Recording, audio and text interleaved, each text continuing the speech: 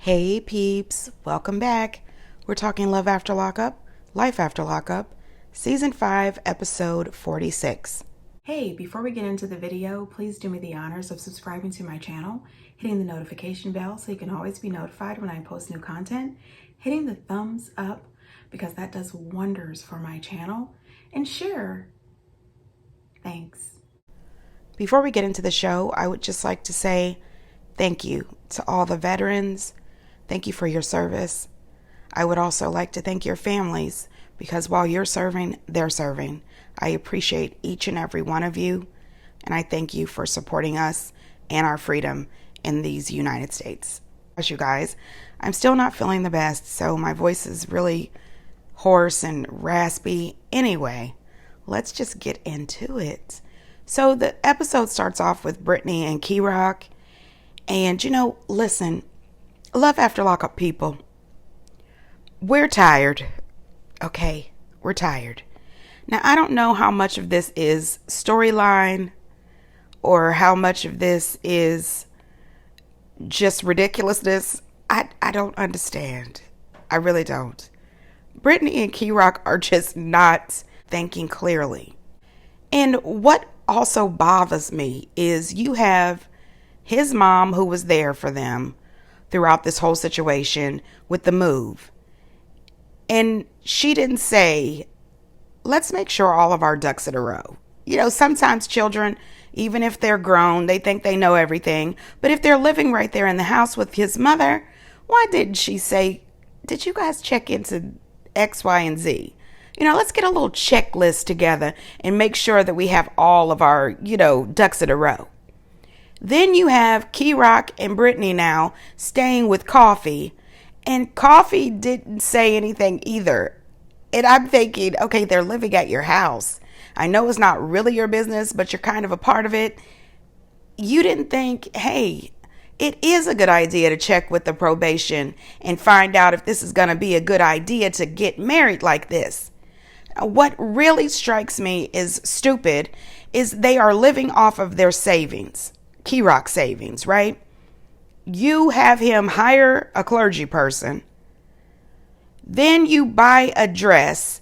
He either buys a suit or rents the tuxedo. I don't know. Listen, you've got flowers. They even have a cake. They got Foxy Lady a dress. You know what I mean? It's a lot going on. And then you wait until right then, as you're standing there before the clergyman, to say, Key-Rock, can we talk?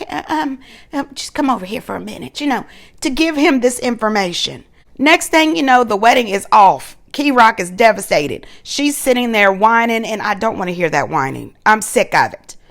Anyway, Key-Rock goes to hug the clergy guy, and I think that man was wondering, where's my money? Okay, I accept money instead of hugs. This is ridiculous. I was Team Key-Rock this time. Okay, I think that both of them are not thinking properly. I think that when Key-Rock originally found out that he was no longer on probation, he should have dropped Brittany off at Coffee's house and said, listen, call the temporary service the next business day. See if you can find yourself some work. I'm going to go on and drive down to Texas. We are already paying for this apartment. I have a job that is waiting for me. We are running through our savings. We cannot keep doing this. He should have left then. Now, all of a sudden, since his heart is broken, you kept this secret from him. You should have said something earlier. Now you don't want him to leave. So you're just going to follow him around and act a fool, whining and crying and carrying on. I'm sick of the both of them. I don't understand why they both wait to the very last minute to tell people what the hell is going on. You're holding on to important information for what? The immaturity level is just ridiculous. I think Key-Rock needs to go. Brittany, stay there. Find yourself a job. And while you're doing that, you can work legally with your probation officer to find a way for your approval to move to Texas. It's just weird to me. If he leaves, we're probably not going to stay together. Well, you could have figured all of this out and saved yourself a lot of whining if you would have just told him immediately. The moment she called her probation officer, And that lady told her, no ma'am, the state of Texas frowns upon being frauded. She should have changed into her regular clothes, hung that dress right up, and went on home and told Key Rock the truth. You spent almost $700 on that dress. This is ridiculous. Get down in the comments. Do you guys think that this is manufactured? Do you think that they have made this whole storyline up? This just doesn't make sense. You would think that Key Rock and Brittany and the other grown-ups in their lives would have said, this makes no sense. Let's check everything. We've got to dot all of our I's and cross all of our T's before we just up and try to leave the state. Bianca and Daniel. I just had to pause for a minute because she gets my blood pressure up. I mean, up. I cannot stand this woman. Anyway, Daniel has been out of jail for a month and he's got a job. I'm proud of Daniel. You know, it's hard. He states that he had, quite a few doors shut in his face when they found out that he was, a felon. But he finally found a job. He got a job working for a moving company. The story about the moving company, I really enjoyed that. It was kind of inspirational. The guy that owns the moving company is an ex-felon. When he got out of jail, he couldn't find a job. So his dad hired him. Then he bought an old diesel truck, and on his lunch shifts from working with his dad, he just started making deliveries for people. And then it turned into a full-fledged business. And, I'm proud of that guy. And I think Daniel can be extremely successful if he just wised up and got rid of Bianca. This woman is a full-fledged nut. Anyway, this woman is just insufferable. She bothers me. Anyway, this is not about me. So Daniel asked Bianca if she could pick him up from work, and she says she doesn't know what her day looks like. I said, what? You don't have a job. What do you mean? What does your day look like? What you should do is go down to Great Clips and get your hair washed and cut. Damn it. I'm going to go and move on. Anyway, she's whining and crying and complaining about Daniel this. He just got a job. I'm taking care of him. I'm driving him from here to here and I'm picking him up. And listen, God, this woman. Anyway, he's been out of jail for a month. I don't understand. Did she really believe this dude was going to walk out of the gates of prison, have a job, have a car, have a new driver's license, and be able to fully support her instantly? Because that's how she behaves. You know what I mean? And you keep telling us that he is the love of your life. Why the hell is it such a problem that you can't pick up and drop off the love of your life to work? Okay, you are not working, ma'am, and you keep complaining that he is not doing his part. Now he has a job and you don't want to pick him up. But you want to sit at a toy store all damn day, speaking on a fucking FaceTime call, which really pisses me off. I cannot stand to go to the local Walmart, the Targets, anywhere. The Lowe's, the Home Depot, anywhere. And you see people either on a speakerphone call or a FaceTime call loud as hell. Can't even hear the damn Christmas music now because you're talking so loud on your damn FaceTime call. I don't know them or you, and I don't give a shit.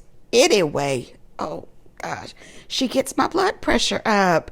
So she's on that phone lying to her friend. I said, Bianca, listen, stop putting all of this shit on Daniel. Now that noise that just kicked on is my heat fan because it is 42 degrees in town. Anyway, the heat fan kicks on and off every now and again. So excuse it. Anyway, Bianca is telling her friend all these damn lies. I said, Bianca, why don't you tell her the truth? You are the problem. The reason you guys keep butting heads is because you think the world revolves around you. You want this man to kiss your ass because you sent him money when he was in prison. You sought him out.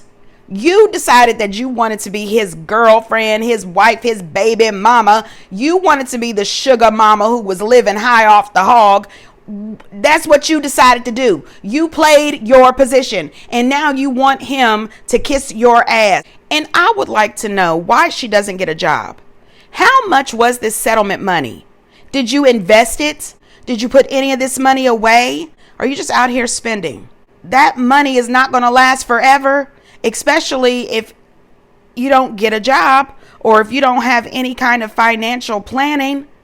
I'm sick of her. And then she's out at this damn toy store buying these little figurines for them to paint for $136. I said, what the shit? Girl, no, ma'am. Bianca is the problem in this relationship. She is selfish as hell. One thing I can say that I agreed with her with is when he came home all sweaty and sat on that couch. I said, oh no, I was with her. He looked like he just got out the pool.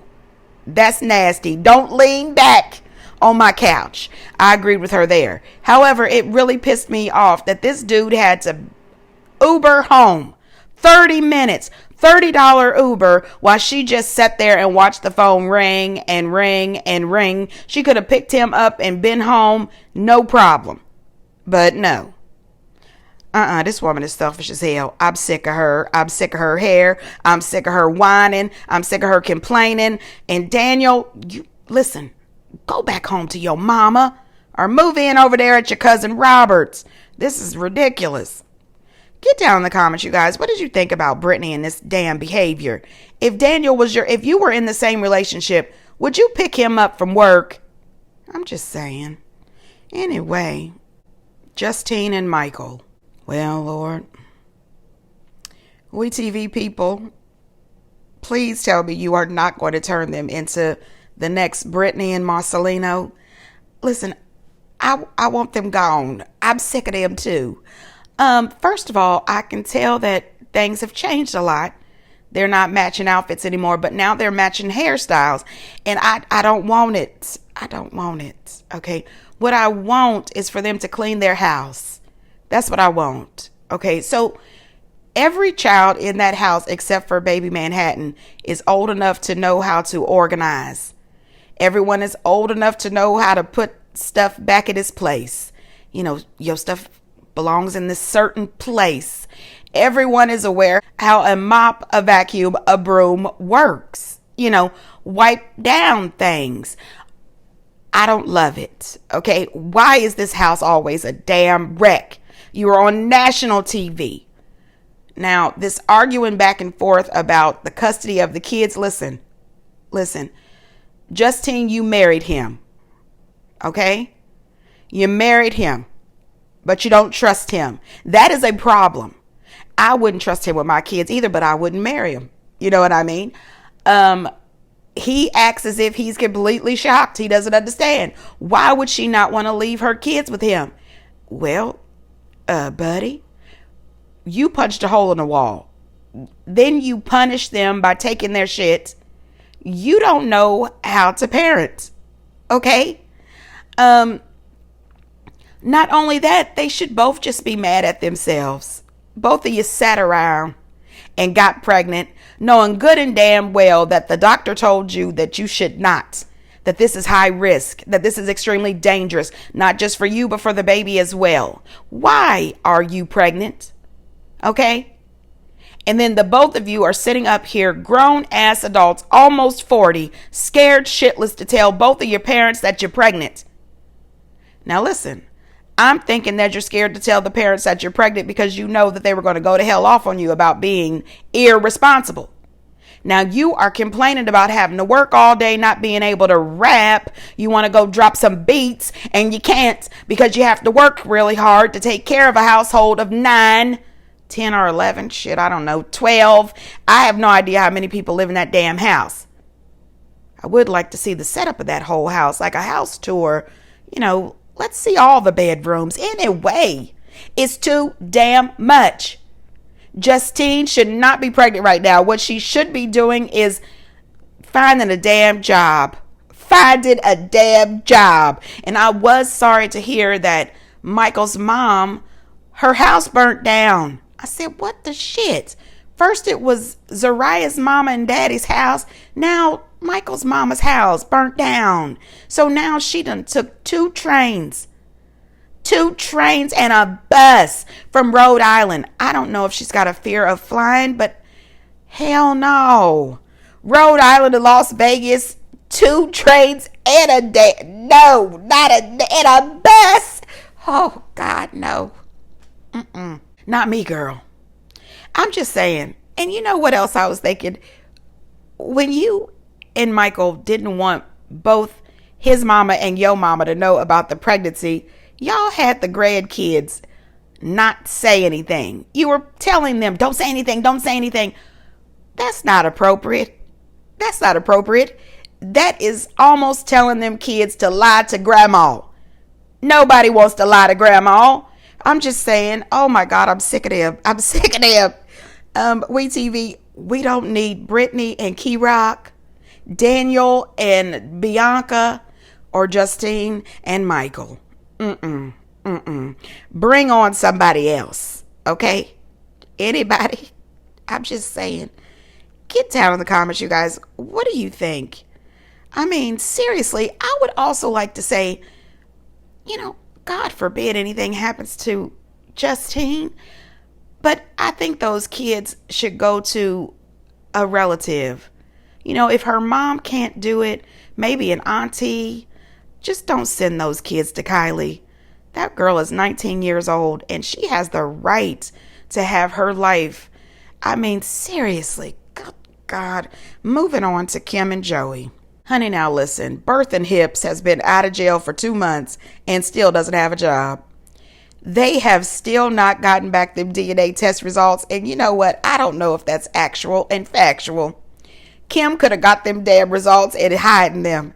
Okay, they go to see these lawyers and God bless them. God bless those attorneys.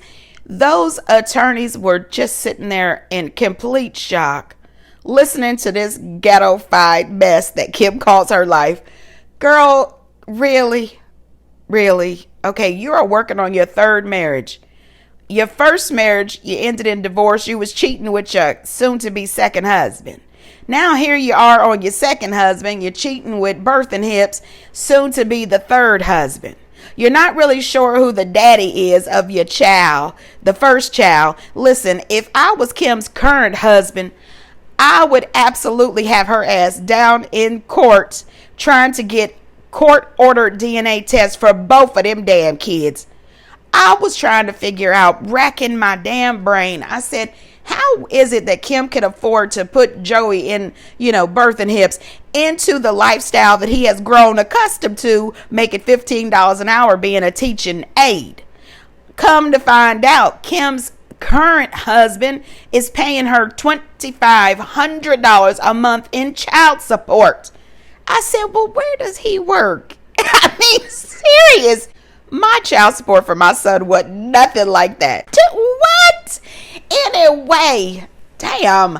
No, ma'am. No, ma'am. And Kim, you are taking care of Joey using your children's child support? That's bullshit. And that is why a lot of parents who have to pay child support is always talking shit. They are always saying, well, she's doing this and she's doing that. You are wrong for that. And I appreciate that lawyer saying this money is for the children. Joey is talking a whole lot for somebody with no damn job.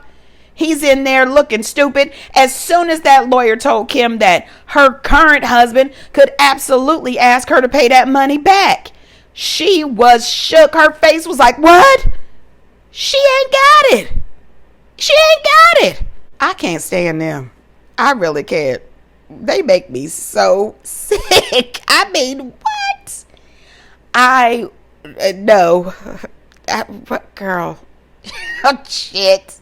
Anyway, Joey talking about if they have to pay the money back, they'll set up a payment plan and pay him $10 a month and, for the rest of his life. Absolutely not. Absolutely not. You are going to pay me my money. If I have to garnish your damn wages, I'm going to get my money. You and Joey sitting up here talking about buying a damn house with Joey's name on it, and you gonna use this man's child support to pay for it? Absolutely not. Get the hell out of here. I am sick of them. Kim, you're an idiot. And Joey, ugh, a waste of fucking hips. Anyway, moving on. Tenny and Rob. The episode picks up right where it left off. You know, Rob is just concerned about the way that Tenny spoke to him, the way she is spending money. She is still shopping and acting as if they have it, and they don't. She realizes that she was wrong for that comment that she made about that tattoo. She apologized to him, and she also apologized for not following their agreement regarding spending anything over, I think it was $100. I can't remember. I don't know. I like this couple. I didn't think that I would. At first, I thought something was definitely wrong with Rob. I'm still, cautious about him, but they seem to be doing well. She did get a job as a paralegal. They have, a lot of posts out on social media, even though, people on social media can always fake. But it seems like they are setting themselves up as a real family unit and that they're being extremely productive. He's working for FedEx. She's working at this law office. The kids are doing great. I don't know if I would want to jump right in and have another baby. I kind of think that they probably shouldn't. He hasn't been out that long. In my opinion, I would take a year or two just to make sure that we're going to make it. You know what I mean? Listening to him have that conversation with his dad. He tells his dad that his mom put hands on Tenny. And I said, well, Tenny put hands on mom first. But his dad said that he's not surprised at all that Rob's mom is extremely immature. Then we find out that daddy used to be in the streets. He went to jail multiple times. One time it was for a drive-by shooting that he said he didn't do. He was able to prove in court that he was, innocent, and he got off for that. But it was nice to see that he's come out of jail. He's living his life as a law-abiding citizen. And he told Rob, you can do the same. You just have to take it one day at a time, one step at a time. You got to get out here and try to do the best you can to support yourself and your family. And I'm kind of proud of Rob. Rob is out here making good decisions. Let's just see how this works out. Get down in the comments. What do you guys think of Tenny and Rob? Lastly, we've got this Zariah and Troy. Okay, so they're at a dispensary. I said, well, shit. Okay. First of all, you're on probation. You're wearing an ankle monitor. You're buying weed and gummies and pills at the dispensary. But y'all are behind in your rent. You're also behind in your rent at the business. But you have money to buy weed at this distillery. And Troy wants to be as high as his mama. Well, according to your mama, you and Zariah are high all the time. And she says hitting that H. That's frightening. That's what Karen said, not me. Allegedly. Anyway, Zariah is always beating the shit out of Troy about honesty. Honesty. You didn't tell me. You got to be honest with me. Oh my goodness. Only to find out that she stopped taking her birth control because she'd like to get pregnant. She just had this conversation with Troy and he said they should wait. They're not financially stable. He just got out of jail. I said, you also don't want him to spend time with his daughter. No, ma'am. She hasn't told him about not taking these birth control pills. Where's that honesty at? You want honesty, you need to give it. She's a pain in my ass. Anyway, she thanks him for adopting her son. I still don't. How did they work that out? He just signed the birth certificate. That's not really adoption. I don't know what the hell it is. Anyway, I appreciate that he wants to be there for her son, but she better understand and recognize that that man has a daughter and he needs to be able to be there for his daughter as well without her being on his ass and mistreating him for wanting to spend time with his daughter. I tell you one thing though, when Troy finally wises up and decides to leave Zariah, She's going to have him in divorce court asking for child support. Well, we'll see how that works out. Get down in the comments and let me know what you think. And until next time, bye.